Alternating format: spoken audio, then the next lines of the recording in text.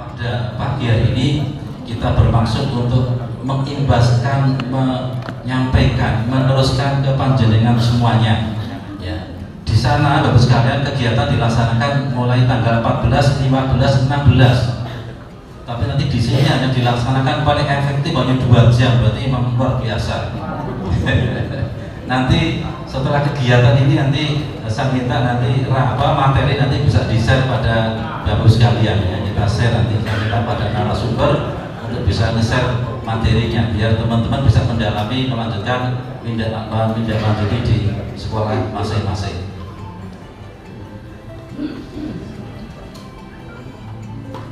Bapak sekalian, jadi intinya kegiatan optimalisasi rapor pendidikan. Rapor pendidikan ini kita tahu latar belakangnya adalah berasal dari ANBK ya, AN ya, Asesmen Nasional ya. Yang ini merupakan program dari pemerintah untuk mengukur atau menilai mutu tiap satuan pendidikan di sekolah, baik itu madrasah, kemudian maupun jenjang kesetaraan, baik dasar maupun menengah, sekalian. Dan AN itu difokuskan untuk memperbaiki ya. AN ini difokuskan nanti adalah untuk memperbaiki dan difokuskan untuk perbaikan mutu pembelajaran dan hasil belajar siswa. Sehingga saya mohon panjenengan semuanya sekalian nanti benar-benar bisa mengikuti walaupun nanti singkat untuk ditindaklanjuti. Itu sekalian. Jadi tentang rapor pendidikan. Kemarin disampaikan Bapak sekalian, bahwa rapor pendidikan ini sebenarnya adalah kalau digambarkan kita ini melakukan general cek kesehatan. Jadi cek kesehatan secara menyeluruh seperti itu. Sehingga setelah dicek itu kesehatan itu ternyata syukur-syukur semuanya masih bagus ya, bagus, tapi ternyata wah gula darahnya kok ya sudah di ambang batas, atau mungkin asam uratnya kok juga sudah. Nah ini nanti terlihat di situ. Ini kalau kaitannya dengan kesehatan, kaitannya dengan pendidikan, nanti di situ akan terlihat dari rapor pendidikan itu dari 6 komponen yang ada di dalam rapor pendidikan. Itu nanti akan terlihat di sana kesehatan dari sekolah kita semuanya ya. Nah dari situ mestinya kemarin sudah disampaikan sekolah ini atau kepala sekolah ini sangat diuntungkan Bapak sekalian ya, sangat diuntungkan dengan adanya rapor pendidikan. Kenapa? Kalau seandainya sekolah ini ingin membiayai sendiri, mungkin membutuhkan konsultan pendidikan untuk melihat aspek-aspek yang ada di sekolah ini, bagaimana kesehatan sekolah, bagaimana kesiapan sekolah, bagaimana dan sebagainya itu tentang untuk pada sekolah ini, tentunya biayanya sangat mahal ya, biaya sangat mahal. Tapi ini pemerintah ini telah membuat program yaitu namanya Asesmen Nasional nanti untuk mengukur itu semuanya, untuk mengecek keadaan sekolah masing-masing di satuan pendidikan itu, sehingga Bapak Ibu kepala sekolah tinggal memanfaatkan ya, mengecek, dilihat mana yang belum baik, mana yang masih merah, mana yang masih kuning. Ini untuk kemudian diperbaiki ya. Tentunya menggunakan prioritas gitu Bapak sekalian, tentunya menggunakan skala prioritas, sehingga mohon maaf ini kalau ada sekolah yang sampai saat ini kok belum melihat, belum eksplor tentang rapor pendidikannya, berarti ya ini sangat jauh begitu, nanti berarti belum ada niat untuk melihat ini seperti apa di sekolah saya ini. Sehingga saya kesempatan kali ini nanti mohon untuk dari Bapak sekalian yang belum mengekspor, belum mungkin mempelajari, belum membedah rapor pendidikan masing-masing, setelah kegiatan ini mohon untuk segera ditindaklanjuti. Bapak Ibu pengawas satuan pendidikan, saya yakin semuanya siap ya, untuk siap meluangkan waktu ya, memang tugasnya itu, tapi kadang-kadang itu memang butuh waktu yang tidak cukup hanya pendampingan sehari atau mungkin 1-2 jam, mungkin itu butuh waktu ya, sehingga ada waktu khusus untuk membedah rapor pendidikan di setiap sekolah masing-masing. Saya berharap setelah kegiatan ini nanti ya, dari narasumber menyampaikan beberapa informasi tentang ini mungkin juga tidak bisa maksimal karena keterbatasan waktu. Nanti Bapak Presiden bisa menindaklanjuti, terutama untuk yang belum melakukan ini, untuk eksplor raport pendidikan untuk segera menindaklanjuti. Sangat banyak keuntungannya sekalian. Tentunya nanti sebenarnya ini nyambung dengan yang kemarin kita membuat RKJM, RKT dan RKAS. Nah, kalau ini belum eksplor berarti sudah bisa dipastikan mohon maaf ini RKAS-nya jadi ya pokoknya lah biasa rutinnya seperti ini kan begitu. Arahnya belum terarah dengan baik karena belum melihat kondisi kesehatan dari sekolahnya. Karena belum melihat kondisi keadaan sekolahnya ini lemah di mana, kuat di mana, itu belum melihat. Ya, saya berharap selepas ini nanti bisa menindaklanjutinya. Tapi karena waktu, sehingga ini saya memang harus mengendalikan diri. Dan nanti saya berharap nanti dari pemateri nanti bisa menyampaikan pada panjenengan semua sebanyak-banyaknya begitu, ya, sebanyak-banyaknya. Sehingga lagi pada kesempatan ini terima kasih atas kerawan panjenengan semuanya, atas kehadiran panjenengan semuanya.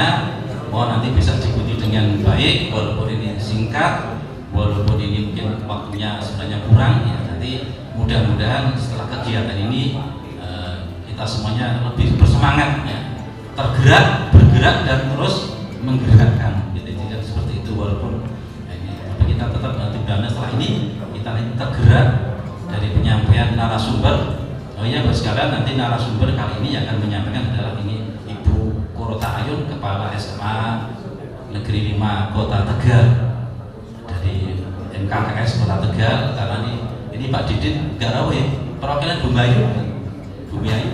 Oh iya, Pak Didin hari ini ada undangan di Semarang ya, sehingga nggak bisa hadir, sehingga semuanya nanti narasumber dari MKKS jadi Ibu Ayun mewakili KKS Kota Tegal, dan nanti dari pengawas nanti Bapak Lesmono.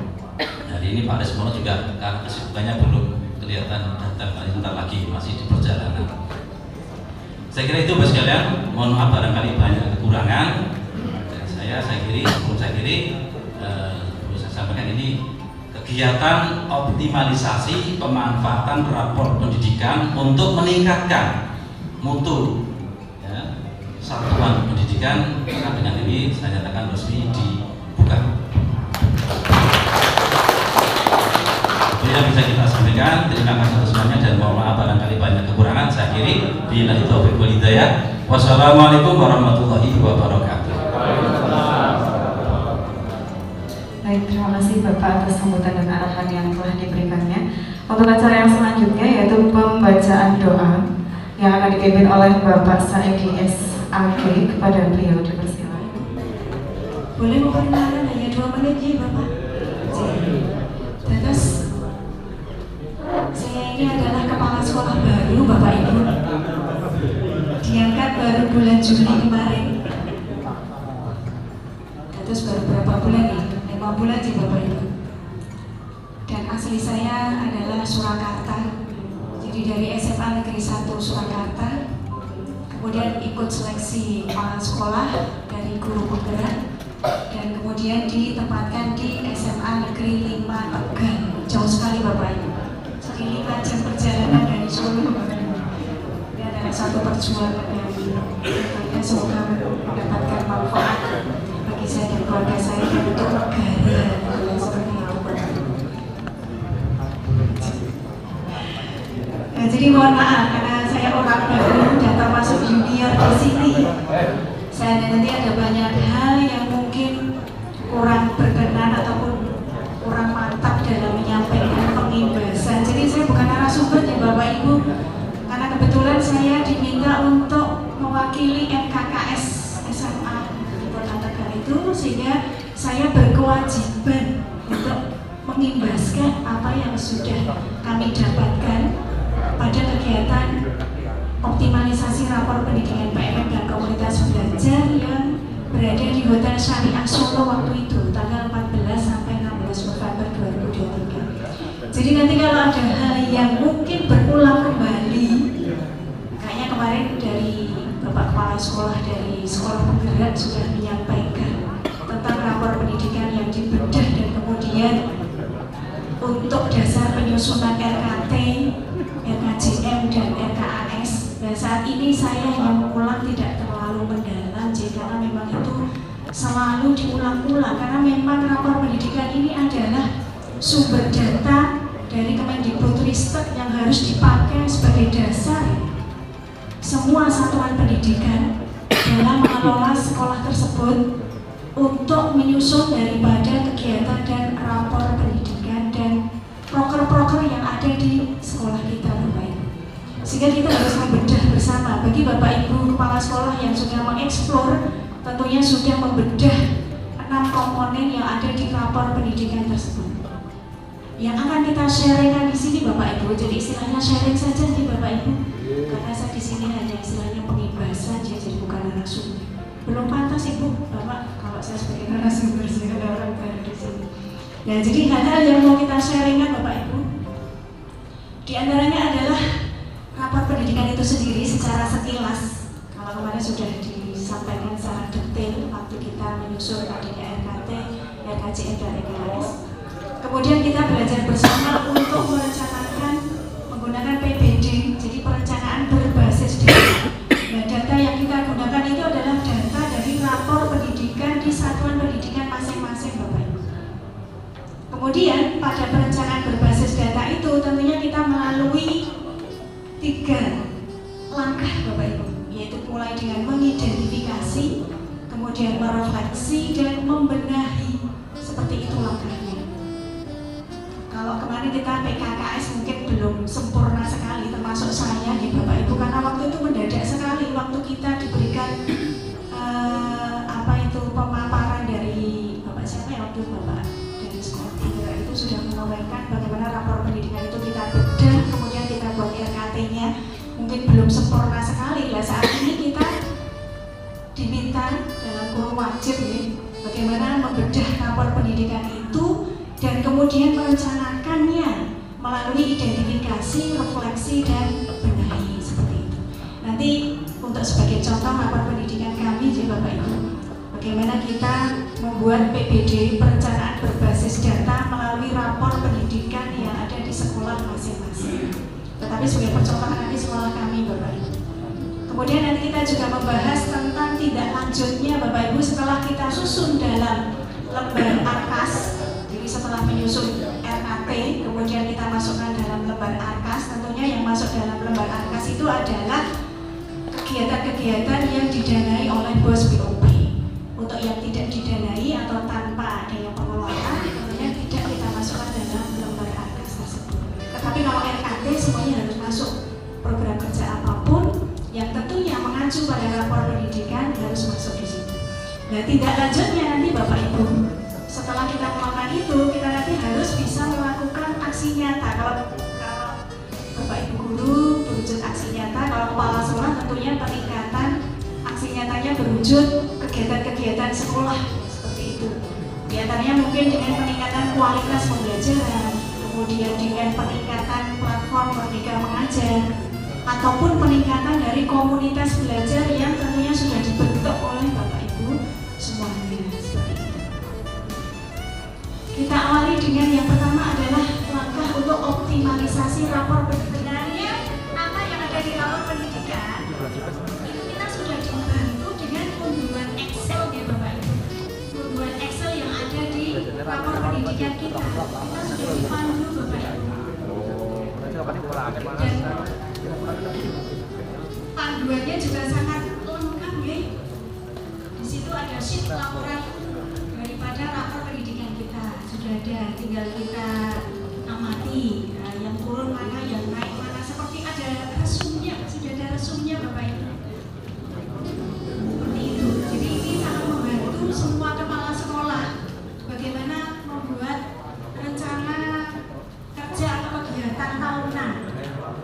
Kita tinggal istilahnya kayak copy paste apa yang sudah ada pada rapor pendidikan kunjungan kita. Jadi tinggal kita lihat mana yang warna merah kita dahulukan, yang kuning, kemudian yang hijau. Semuanya kita buat proper. Kita masuk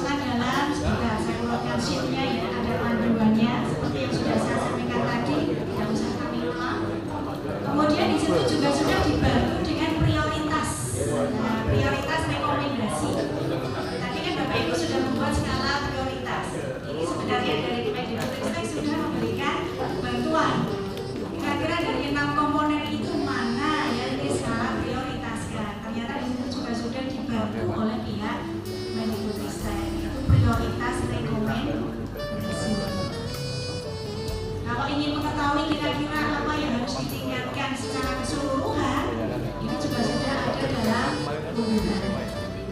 Nah, nanti setelah proker itu sudah dibuat semuanya, kegiatan sudah dibuat semuanya, baru kita masukkan dalam lembar RKT. Dan lembar RKT ini juga mengacu pada PBD, Bapak Ibu. PBD itu perencanaan berbasis data dari rapor pendidikan. Jadi mulai dari identifikasi, kemudian refleksi, sampai kendali diurutkan. Dan ini tentunya kita urutkan sesuai skala prioritas tadi. Kemudian kegiatannya apa? Nah, untuk kegiatan-kegiatannya pun itu sudah diberikan oleh pihak Mendikbudristek. Bisa kita perhatikan Bapak Ibu.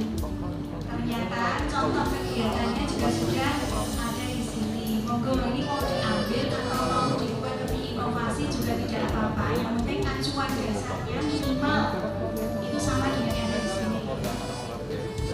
Jadi kegiatan-kegiatannya di samping kita ada peningkatan PNM, di situ juga kalau di sekolah kami diminta untuk mengadakan workshop peningkatan kualitas pembelajaran tersebut. Dan workshop yang sudah kita lakukan tentunya ada tidak lanjut Bapak Ibu. Kalau sekedar workshop saja terus berhenti sampai di situ, maka tidak akan bermanfaat. Nah, tindak lanjutnya seperti apa? Sekarang ini pembahasan untuk di sekolah kami ya, mungkin nanti ada beberapa alternatif di sekolah lain bisa dikeluarkan sambil kita nanti ada tanya jawab ya. Nanti bisa bermanfaat. Ini alternatif mana yang kira-kira bisa dilakukan untuk meningkatkan kualitas. Jadi di samping workshop, apa yang bisa kita lakukan? Kita kembali ke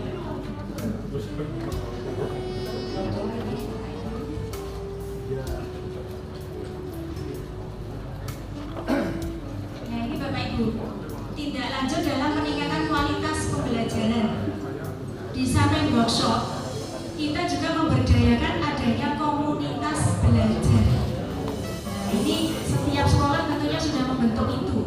Tinggal aktifkan saja. Kalau kami pada saat di hotel syariah itu banyak masukan-masukan dari kepala sekolah dan dari pengawas dalam memberdayakan komunitas belajar itu ada berbagai alternatif Bapak Ibu. Di antaranya ada yang melakukannya di setiap hari Sabtu sebulan 2 kali. Nah, ini tergantung nanti Bapak Ibu guru kerso boten ya Sabtu hadir untuk memberdayakan komunitas belajar ini. Mungkin alternatif ini tidak bisa ya.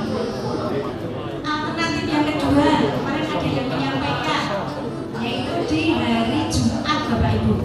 Jadi sehabis sholat Jumat sampai dengan jam 2 atau lebih, mungkin bisa sampai jam 3 ya. Walaupun kita sinaganya jam 2, tapi ada Jumat keberapa itu kita pulangnya agak terlambat, misalnya sampai jam 3 atau jam 4. Kita optimalkan ini komunitas belajar.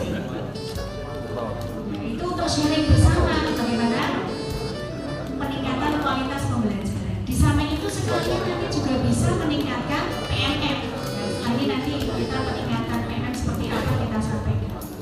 Jadi memberdayakan komunitas atau memberdayakan supervisi akademik kita. Kalau sudah berlalu ya sudah, nanti berikutnya saja. Karena supervisi akademik itu ada 3 langkah ya, ada pra, ada pelaksanaan, dan ada pasca. Kemudian ini kita baca Bapak Ibu. Nah, sekarang kita ingin mencoba bagaimanakah kita akan membuat ini Bapak Ibu. Atau sambil jalan dulu. Belum sarapan. Jadi sambil mendengarkan sambil sarapan. Sambil sarapan lalu Bapak. Mungkin dari pagi belum jalan. Langkah berikutnya adalah kita ingin mencoba Bapak Ibu dengan langkah-langkah PBD. Langkah-langkah PBD.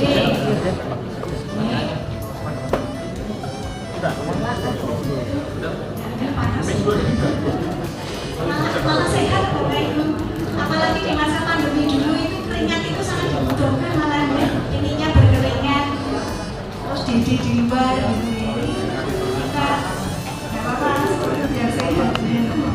Nah, jadi langkah-langkah perencanaan berbasis data kita coba ya Bapak Ibu dengan urutan. Yang pertama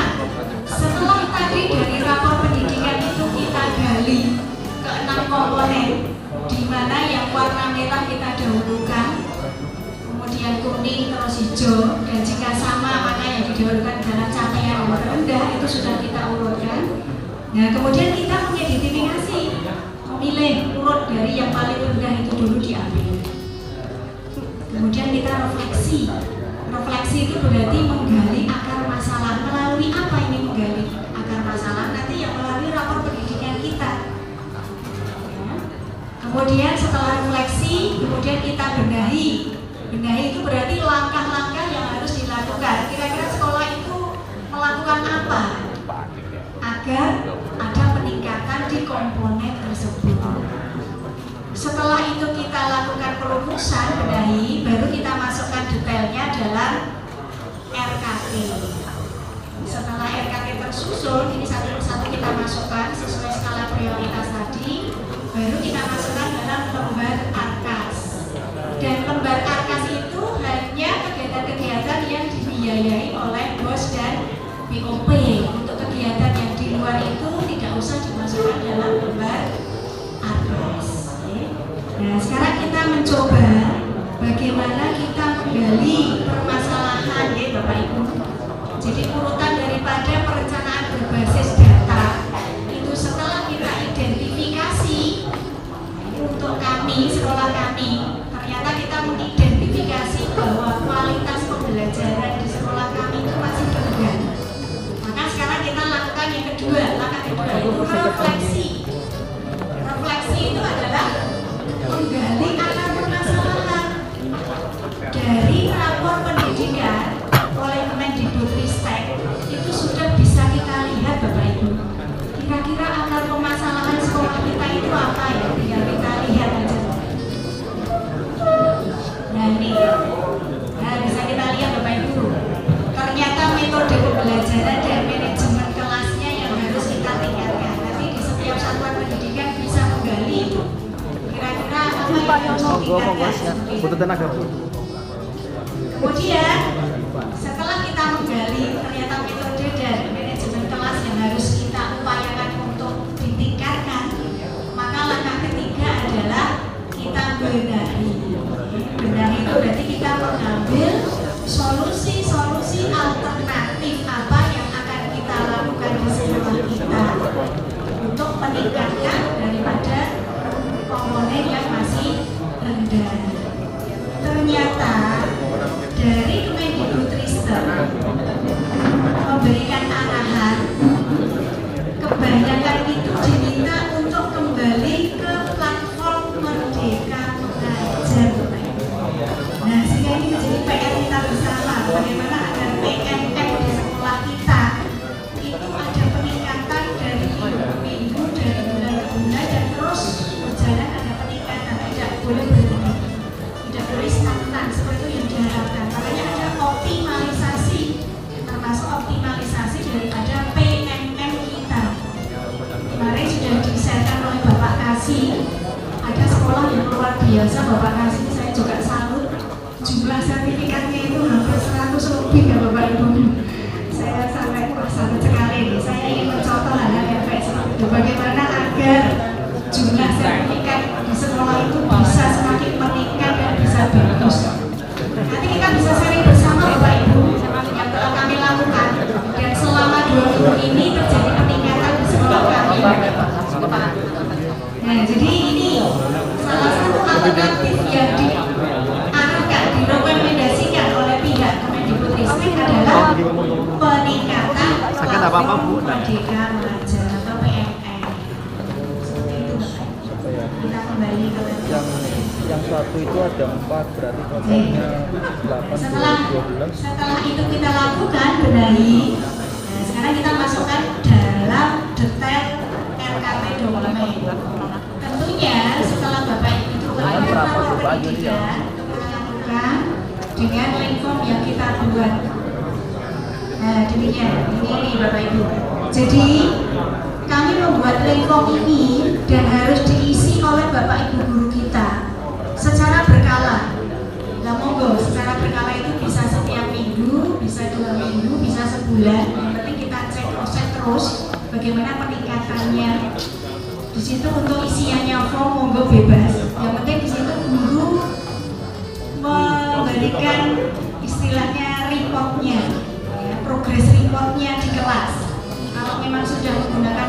metode yang variatif, yang inovasi, maka bisa di-upload. Boleh berwujud foto, boleh berwujud video. Nah, nanti Bapak Ibu Kepala Sekolah tinggal melihat bagaimana reportnya, catatan hasil progresnya Bapak Ibu semuanya. Seperti itu. Ini setiap saat saya lihat ada peningkatan Bapak Ibu. Ya. Sudah kita berikan link itu, akhirnya Bapak Ibu menjadi termotivasi. Karena dilihat oleh kepala sekolah. Nanti ada guru-guru yang sama sekali belum upload. Nah, tinggal kita panggil seperti itu. Tapi istilahnya bukan disenangi, tapi sharing bersama kesulitannya di mana gitu. Kita dampingi, kita berikan metode-metode yang kira-kira bisa diimplementasikan di kelas. Nah, ini Bapak Ibu. Jadi ada deskripsi dari Bapak Ibu guru yang menyampaikan metode yang secara inovasi. Dan ini pun apa yang sudah dikirim oleh Bapak Ibu guru kita bisa kita cek satu persatu Bapak Ibu. Jadi seandainya dengan supervisi masuk kelas, kunjungan kelas itu waktunya terbatas, maka kita bisa memantaunya lewat ini, lewat video ataupun lewat foto-foto yang disampaikan oleh Bapak Ibu guru kita. Dan ini setiap saat bisa kita pantau dan ada perubahan insya Allah. Karena saya alami sendiri ada perubahan betul. Nah, ini pun nanti cara saya untuk bagaimana agar Bapak Ibu itu termotivasi. Maka nanti link sprintnya ini saya sampaikan ke grup sekolah Bapak Ibu. Nah, jadi update link sprint dari hasil link tersebut ini saya sampaikan ke grup sekolah. Sehingga nanti akan terlihat guru mana yang sudah memberikan, guru mana yang belum. Ini kan sebagai bentuk motivasi ini Bapak Ibu. Jadi bukan apa ya istilahnya merendahkan bukan, tapi dari awal sudah kita sampaikan ini hanya sebagai bentuk motivasi kita bersama agar Bapak Ibu guru yang masih belum menyampaikan ini bisa berdampingan dengan guru-guru yang sudah memberikan ini sebelumnya. Oleh karena itu Bapak Ibu,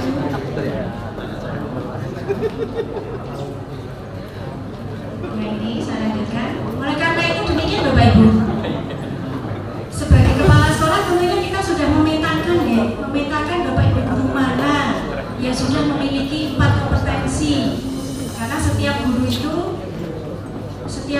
harus memiliki kompetensi, ada pedagogi, kepribadian, sosial, dan profesional.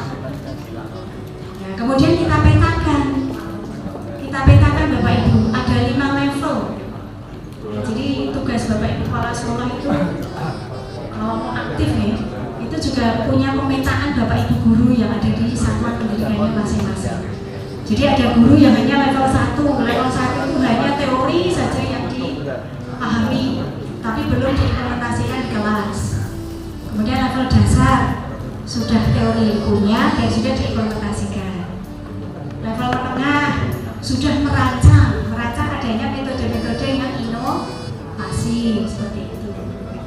Apalagi yang sekarang yang dibutuhkan anak-anak di kurikulum Merdeka itu adalah metode-metode yang kontekstual Bapak Ibu. Jadi yang bisa istilahnya dikaitkan dengan kehidupan sehari-hari dengan alat-alat sederhana. Itu sangat menarik siswa. Kalau siswa itu sudah jenuh, itu berarti metodenya harus divariasi.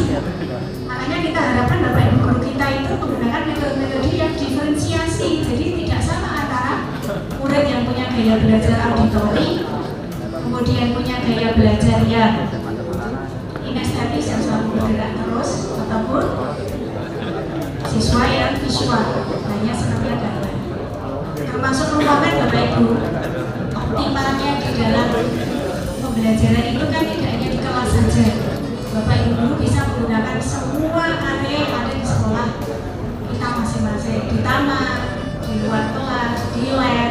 Jadi semua dioptimalkan untuk dipakai dalam rangka untuk diferensiasi metode yang ada. Jadi instrumennya memang Bapak Ibu guru kita itu harus membuat instrumennya itu beraneka ragam di satu kelas itu. Ada instrumen untuk gaya belajar yang visual, ada auditori, ada yang kinestetis.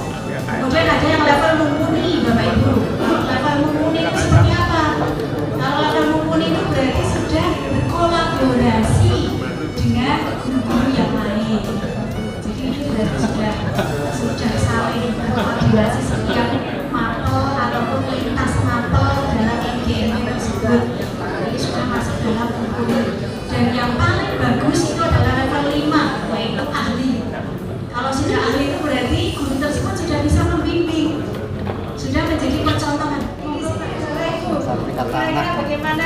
atau taktik untuk bisa mendapatkan sertifikat yang luar biasa banyak. Nah ini Bapak Ibu, kami juga membuat link. Jadi kepala sekolah itu bisa memantau kira-kira sampai di manakah Bapak Ibu guru kita, demikian. Nah ini sampai di mana Bapak Ibu guru kita, dan isian daripada link yang saya berikan itu tentunya ada keterangan jumlah topik yang setelah dibaca berapa. Jadi memang Bapak Ibu guru kita harus dipantau nih, sehingga nanti termotivasi. Kalau kita itu pasif, Bapak Ibu guru juga stagnan, demikian. Tapi kalau kita aktif dan kita bisa melihat melalui laporan link ini dan kita sampaikan secara berkala juga seperti itu, maka Bapak Ibu juga istilahnya pekewong kok tidak ada peningkatan seperti itu. Jadi jumlah topik yang dibaca, kemudian judul topiknya apa, kemudian siapa yang sudah lulus post-test dan topiknya di situ apa saja. Nah, sampai pada aksi nyata yang sudah diupload, sertifikat yang sudah didapat. Nah, ini semuanya saya minta untuk mengisi dan upload seperti itu. Dan kita lihat ternyata sudah ada 52 yang isi Bapak Ibu. Di sekolah kami itu ada 55, jadi tinggal 3 yang kita panggil. Seperti itu. Jadi mungkin ada sesuatu hal kendala lah, maka harus didampingi. Jadi beliau itu tidak ngupload atau belum ngupload, itu mesti ada kendala. Maka kita panggil dan kita dampingi. Kira-kira kesulitannya di mana? Malah kita dampingi apa, kita kerjakan bersama-sama topiknya seperti itu. Kemudian tesnya juga kita kerjakan bersama sampai pada post testnya. Sekali didampingi kepala sekolah, untuk berikutnya tentunya pekewong. Masuk kita didampingi kepala sekolah terus seperti itu. Oke. Nah ini data-datanya dari Bapak Ibu guru kami, dan alhamdulillah Pak Kasih, ini ternyata ada peningkatan jumlah sertifikat yang ada. Yang kemarin kita laporkan itu hanya 16 nih Bapak. Nah sekarang sudah ada peningkatan sebanyak 8 tambah 9 itu 17, plus kepala sekolahnya 4 Bapak. Jadi sudah berapa? Jadi sudah ada 21 seperti itu. Jadi ini setiap saat kalau ada perubahan bisa kita pantau Bapak Ibu. Saya juga belum bisa memaksimalkan dari 4 ini, nanti saya lanjutkan lagi untuk bisa menambah sertifikat yang ada. Jadi sudah cukup ini Bapak. Oh jadi sudah diminta. Demikian Bapak Ibu semuanya, saya mohon maaf sekali jika ada kata-kata saya yang kurang berkenan, kemudian ada hal-hal yang tentunya masih istilahnya mengambang seperti itu. Saya mohon maaf sekali, pembahasannya kurang maksimal, dan nanti untuk lebih detailnya dan lebih mantapnya mungkin Bapak narasumber kita, Bapak Pengawas, Bapak Dr. Azri Sumono, Magister Pendidikan yang akan melanjutkan untuk lebih pemantapan lagi bagaimana optimalisasi rapor pendidikan, kemudian peningkatan PMM dan juga komunitas belajar di sekolah kita agar lebih baik lagi dengan mengacu pada rapor pendidikan yang ada. Demikian saya akhiri. Billahi taufiq wal hidayah. Wassalamualaikum warahmatullahi wabarakatuh.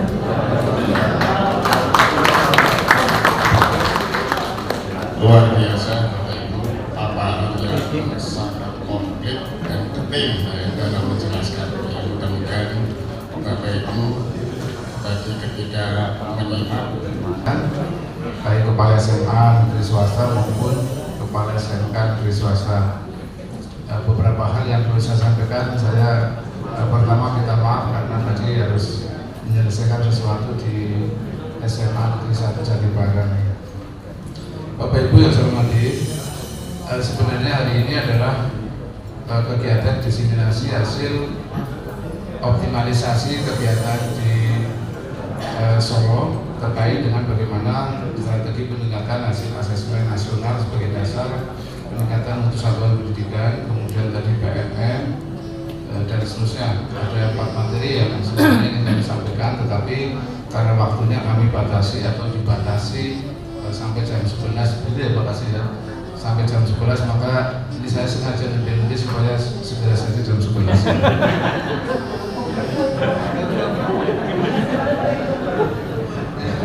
Jadi saya minta maaf, saya nggak terlambat tadi karena dari Jatibarang langsung ke sini. Bapak Ibu yang saya hormati, bahwa halo, mau Pak Seri, Pak Seri di depan, Pak Seri, mau Pak Seri, Pak Seri di depan, Pak Seri. Ini Masalahnya golongan putih itu harus di depan.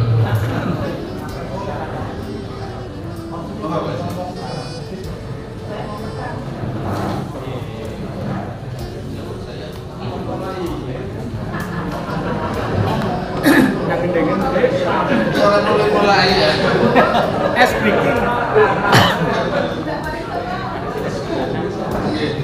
Bapak Ibu yang saya hormati, bahwa pengelolaan sekolah hari ini sungguh sangat berbeda dengan yang lalu-lalu. Segala sesuatu yang ingin kita kembangkan, kita tingkatkan kaitannya dengan dunia persekolahan pasti harus berbasis data. Data itu segalanya, tidak bisa kita hanya sekedar meraba-raba. Itu ada tempatnya, Bapak Ibu.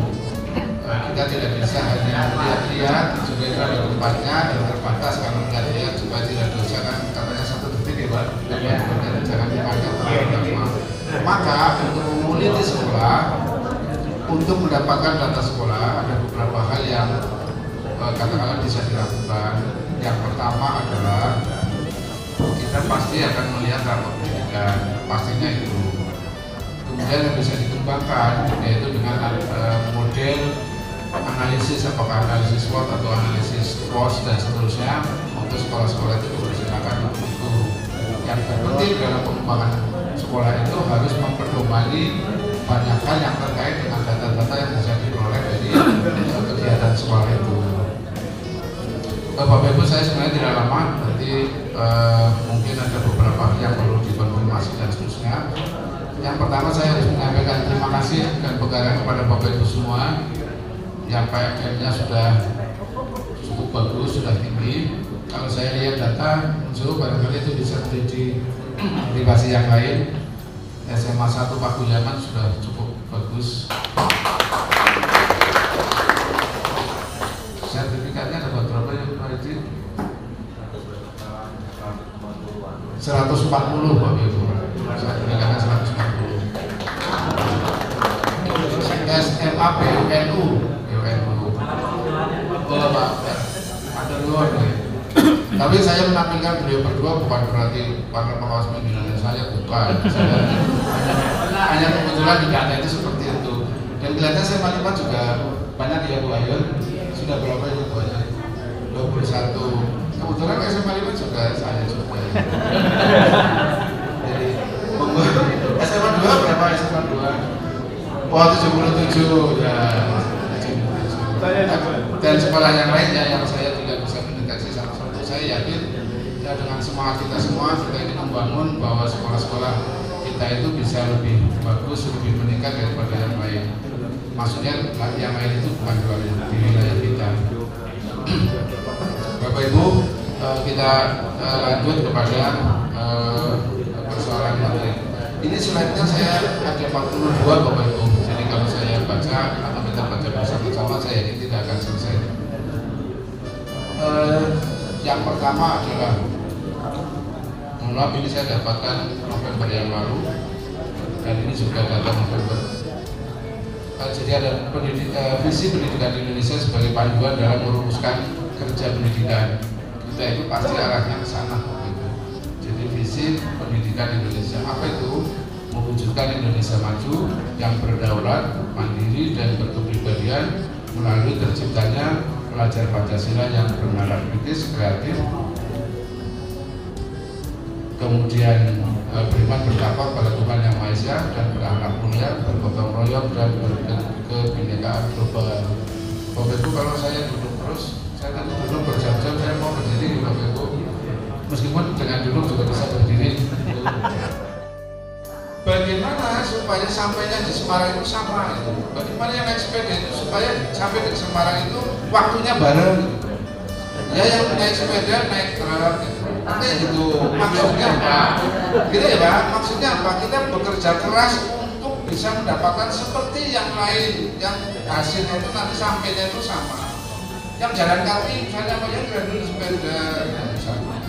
Sepedanya naik bisa seperti itu. Maksudnya adalah kolaborasi antara satu dengan yang lainnya. Nanti tujuannya sama.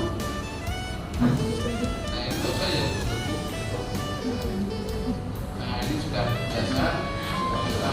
Ini sudah usah semuanya saja ya Bapak Ibu. Nah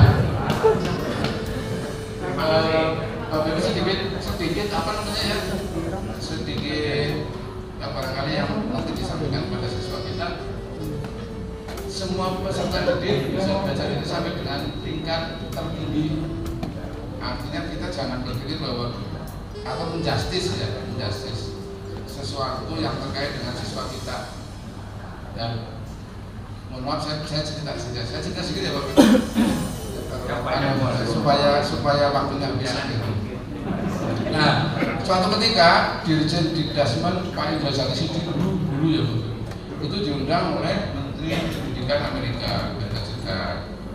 Suatu ketika yaitu landing di airport, kemudian dijemput oleh staf kementerian. Namun di perjalanan sebelum dijemput itu, beliau itu naik taksi. Di taksi supirnya, mohon maaf, supirnya hitam ya, berarti negro ya. Nah, kemudian pada saat ada lampu merah, pada speed bagus ya, itu berhenti. Nah, kemudian ada anak kecil, perempuan, rambutnya berindil loh, berindil tahu ya, berindil ya.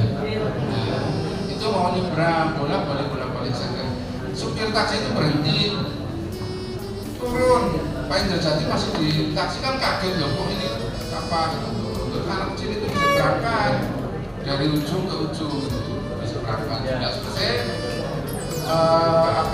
supir taksi itu masuk ke taksi itu dan ditepuk oleh Pak Indra Jati itu siapa anak Anda? Oh bukan, itu saudara Anda bukan, itu siapa ponakan Anda bukan, itu siapa? Bapak, kami berpikir begini, kami tidak bisa atau saya tidak bisa menduga atau memprediksi barangkali suatu ketika dia itu adalah calon presiden Amerika. Begitu Pak, ungkapan yang sangat bagus itu. Nah, cerita lain itu terdengar orang Indonesia gitu, supir juga kok. Nah, ada orang tua yang di seberang, itu bangsa juga. Orang tua yang jalannya sangat susah di seberang itu sudah nyebrang. Nah, kemudian supir itu berhenti, turun. Orang tua itu diseberangkan dari ujung ke ujung lagi. Ketika mau masuk ke taksi dia, supir taksi itu tangannya dipegang. Mas, sampai kurang ajar temen Mas. Yang pilihnya berang supir itu malah dobrak terus dia. Sampai nyebrang aku balik lagi Mas. Itu inspirasi dari Bapak Indra Jati sini. Jadi prediksi yang akan datang beliau sangat sampai menurut justice anak kita nih Bapak Ibu. Kalau sampai sini hal-hal yang seperti itu kemungkinan bisa terjadi. Yang kedua saya ngarang banyak. Gitu ya.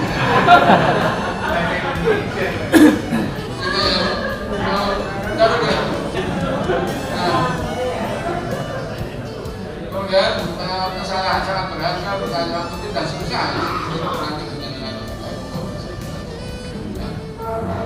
sama hanya ada produksi beras cair itu hanya ada di Indonesia. Beras di 5 menit. Oh iya, betul. Saya juga sering ngomong. Nah, itu di Indonesia itu sudah bisa memproduksi beras cair, terutama di Pakuyangan, terutama di Pakuyangan. Nah, saya ke Pakuyangan di Sondori itu beras cair, ternyata apa? Beras kencur banget. Itu yang namanya Pakuyangan. Biasa. Begitu Bapak Ibu, saya yakin pendengar bisa nanti membaca keseluruhannya. Kalau saya teruskan pendengar tambah enak nanti penguatan tata kelola dan seterusnya, saya yakin melalui PKKS juga nanti akan bisa komunikasi berkaitan dengan komunikasi seperti itu nih Bapak Ibu. Nah, terima kasih Pak Sudi. Terima kasih. Mohon maaf sebelumnya. Assalamualaikum. Luar biasa Bapak Ibu, paparannya semakin komplit dari yang disampaikan oleh Bapak Muhammad dan juga kami selamat kepada Bapak Ibu yang sudah mendapatkan sertifikat yang 2010 itu yang akses PLN ya. Ini ternyata dengan sampel itu juga perlu menjadi perhatian. Namun saat ini kementerian masih menggunakan hal yang paling sederhana, yaitu diambil sampelnya kelas 11. Mestinya kalau pengen paling tidak proporsional kelas 1 atau kelas 10, 11, 12 saja yang diikutkan. Itu yang pertama. Sehingga betul yang pernah disampaikan oleh Pak Hidi bahwa hasil dari rapor pendidikan itu kan saat ini baru menjangkau sekitar 40-50% rencana kerja sekolah atau kegiatan sekolah. Masih banyak kegiatan sekolah yang belum tercover di dalam rapor pendidikan. Misalnya contoh, ya jelaskan di rapor pendidikan hanya ada 6 komponen gitu. Ada 6 komponen, padahal komponen yang lain misalnya contoh, bagaimana kita mau pengadaan barang atau pengadaan untuk alat-alat seni belum ada. Bagaimana kita mau pengadaan alat-alat fisika belum ada. Oleh karena itu barangkali yang paling bagus adalah Bapak dan Ibu monggo membuat RK rencana kerja sekolah itu sesuai dengan rapor pendidikan. Yang kedua juga jangan lupa yaitu menggunakan EDS, evaluasi diri sekolah secara komprehensif. Itu terkait dengan yang kedua tadi yang disampaikan Pak ini betul bahwa apa sih manfaat PMM? Kita harus tahu dulu Bapak itu manfaatnya. Jadi Bapak dan Ibu, era kita sekarang itu Bapak dan Ibu guru dan juga Bapak Ibu kepala sekolah itu harus betul-betul update pengetahuan terkait bagaimana kalau Bapak dan Ibu kepala sekolah melayani guru, melayani teknik dan melayani siswa. Kalau Bapak dan Ibu guru minimal melayani siswa. Perkembangan sekarang itu bentuk karakteristik, karakteristik siswa, karakteristik kita juga beda-beda. Padahal kita dituntut untuk bisa memberikan kepuasan di dalam pelayanan baik secara individu maupun secara persekolahan. Oleh karena itu satu hal yang penting Bapak dan Ibu, mau tidak mau kita harus belajar banyak terkait dengan bagaimana kita supaya bisa melayani yang lebih baik. Itu yang harus kita lakukan. Nah, untuk Bapak Ibu guru, salah satu media atau salah satu platform aplikasi untuk kita belajar lebih baik adalah salah satunya dengan menggunakan platform Merdeka Mengajar yang mungkin lebih praktis, lebih strategis dan kontennya juga bagus-bagus. Misalnya contoh, bagaimana kita bisa melakukan pembelajaran yang terdiferensiasi termasuk asesmennya. Maka sampaikan pada Bapak dan Ibu, Bapak bagi kepala sekolah bahwa kalau kita kepengen memberikan layanan terdiferensiasi asesmennya termasuk, maka satu-satunya adalah Bapak Ibu harus mau masuk login ke PMM. Contoh misalnya tadi terkait dengan pembelajaran terdiferensiasi, di sana nanti ada itu topiknya di Bapak Ibu, nanti ada video, ada dan sebagainya. Itu harus Bapak dan Ibu guru pelajari. Setelah pahami betul, insya Allah Bapak dan Ibu akan mau atau belajar lebih banyak dan insya Allah akan bisa mengimplementasikan apa yang sudah dibaca. Kalau belum ya memang agak sulit. Nah, terkait pelaksanaannya barangkali ini hasil kemarin, mohon maaf PKKS kemarin saya juga merekomendasikan banyak Pak ini. Ternyata mohon maaf Bapak Ibu kepala sekolah khususnya, mohon maaf ternyata juga di suatu sekolah itu juga belum optimal Bapak dan Ibu login atau sampai pada mendapatkan atau melakukan aksi nyata. Sehingga saya merekomendasikan Bapak dan Ibu tolonglah semangat kita masuk ke PMM. Bagaimana caranya supaya ada semangat? Mohon maaf tadi saya bilang begini Bapak Ibu, Pak ini saya bilang Bapak Ibu dulu di sekolah itu hari tertentu kapan dileboke nilai komputer dikunci Pak biar tidak keluar. Iya, dikasih konsumsi yang banyak, ya, disemangati, ya, supaya makannya ada, snacknya ada, gitu ya. Terus tidak boleh keluar, maksudnya dikunci, bukan pintunya dikunci jangan keluar. Paling tidak satu topik, sehingga teman-teman kalau sudah satu topik pernah sukses, nanti topik berikutnya insya Allah lebih mudah. Betul ya Pak Idi ya?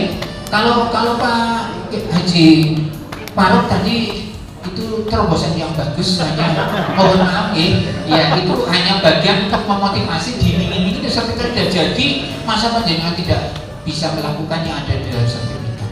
Begitu Bapak dan Ibu, salah satu saran kami mudah-mudahan Bapak dan Ibu semangat, Bapak Ibu guru juga semangat, mudah-mudahan dalam rangka uji akhirnya bisa tadi melayani siswa sesuai dengan kebutuhan siswa. Mohon maaf Bapak dan Ibu apabila yang kami sampaikan ada yang kurang pas. Terima kasih. Assalamualaikum warahmatullahi wabarakatuh.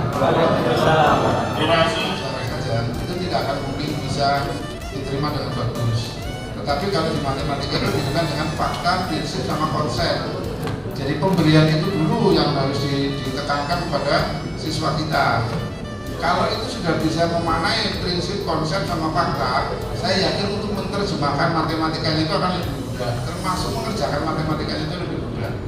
Matematika itu tidak perlu urat-uratan terlalu banyak, yang dilihat saja bisa untuk bisa dijawab. Itu hebatnya matematika seperti itu. Jadi ya bukan hebatnya matematika, artinya di matematika itu ada karakteristik yang seperti itu. Dan ketiga hal ini harus dikuasai betul, nanti anak-anak kita akan pandai loh. Tetapi tanpa memahami yang ketiga itu, kita biasanya akan lepas dari jangkauan bahwa ternyata misalnya 2000 dipangkatkan 5 misalnya. Kalau tidak punya konsepnya, itu akan sangat sulit. Nanti hitungnya pakai kalkulator berpukul gitu, boncret nanti.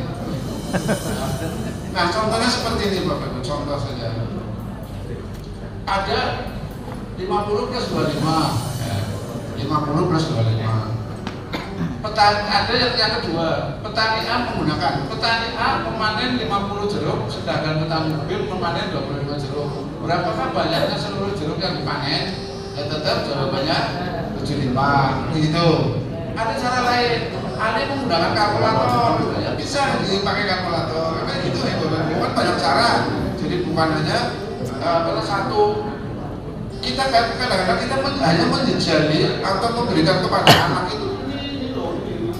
Oke, 50 ditambah 25 itu 75. Itu kata pokoknya biasanya itu harus dihindari.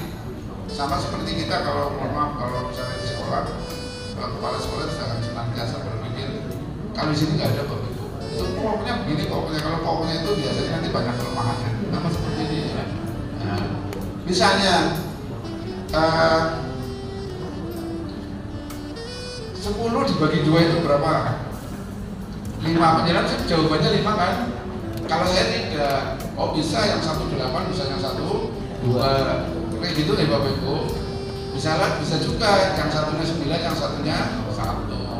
Kalau membagi adil boleh, kemudian mengatakan bahwa 10 dibagi 2 adalah 5. Itu kata kuncinya itu.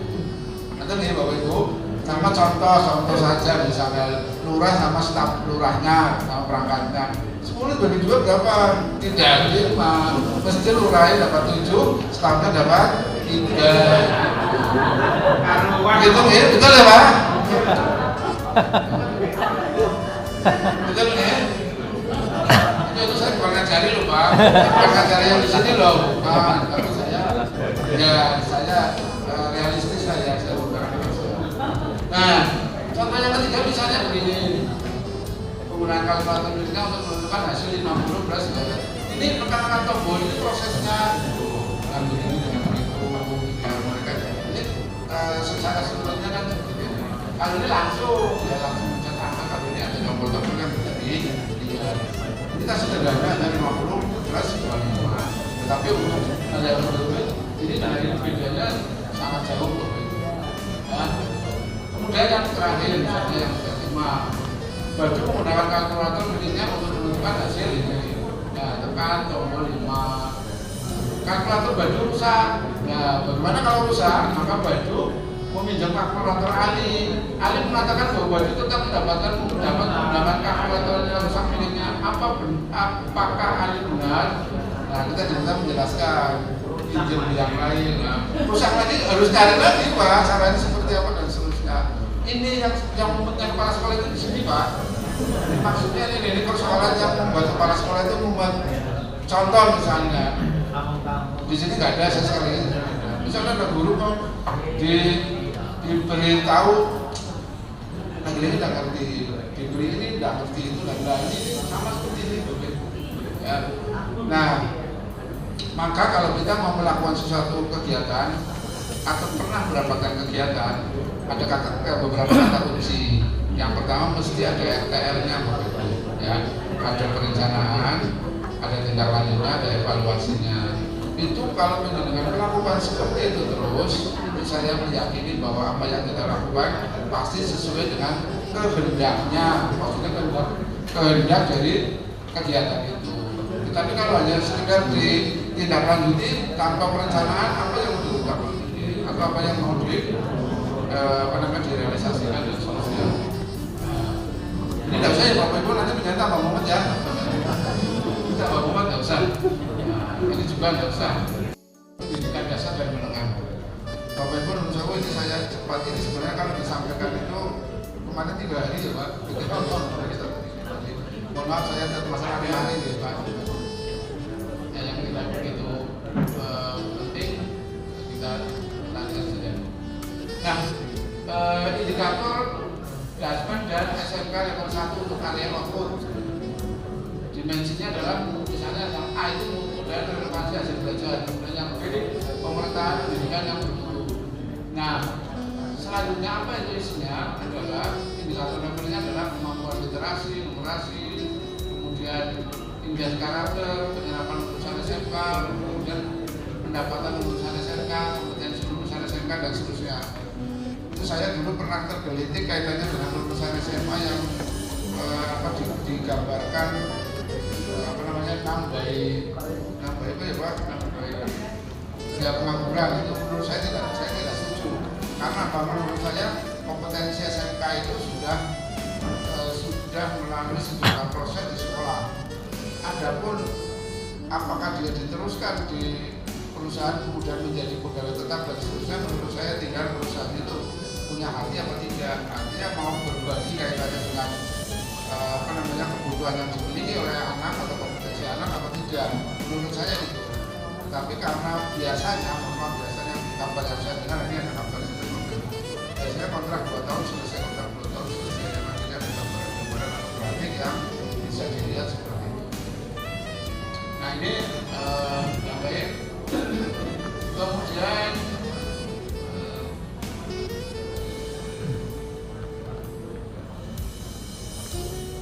ini hanya lingkaran-lingkaran atau Pak, ya siklusnya siklusnya terdiri dari instrumen evaluasi layanan, produk pendidikan dan seterusnya yang itu sudah digambarkan oleh tanda panah yang ada di depan. Tahapan melakukan perencanaan berbasis data. Menurut Bapak Ibu ini sudah sangat sering ya penjualan dapatkan, sangat sering dan sudah sangat bisa. Kenapa saya mengatakan sangat bisa? Karena RKJM, RKT dan RKS kelihatannya hari ini sudah cukup banyak yang masuk kepada kita para pengawas yang harus diverifikasi oleh kita. Itu menandakan bahwa apa yang penyelenggara lakukan di dalam perencanaan berbasis data itu sudah sampai pada kegiatan yang nanti akan dinyatakan atau dirikan pada RKJM, RKT maupun RKS. Ini tahapannya seperti ini Bapak Ibu. Jadi yang pertama identifikasi, mengunduh data dari rapor-rapor pendidikan itu jelas. Kemudian merujuk kepada daftar indikator prioritas. Ya, prioritas menurut saya harus dimasukkan semua. Itu kan ada tulisan atau ada kata seluruh prioritas itu menurut saya itu harus dimasukkan. Apalagi kalau yang terkait dengan prioritas, katakanlah prioritas utama yang memang harus dilakukan oleh sekolah. Kemudian yang kedua tahap refleksinya adalah dari masalah yang akan diintervensi dilakukan analisis untuk mencari akar masalah. Sebenarnya kita sudah dituntut Bapak Ibu kalau di rapor pendidikan itu ada tulisan akar masalah gitu, dan cara membenahi solusi benahannya seperti apa dan seterusnya itu sudah muncul semua. Tinggal kita mau melakukan itu tidak. Kemudian kita bisa improvisasi tidak. Ya karena kalimat-kalimat di sana itu menurut saya kalimatnya adalah kalimat sistem. Maka paling tidak kita bisa membaca secara akal dan akal sehat menurut saya, dan membaca secara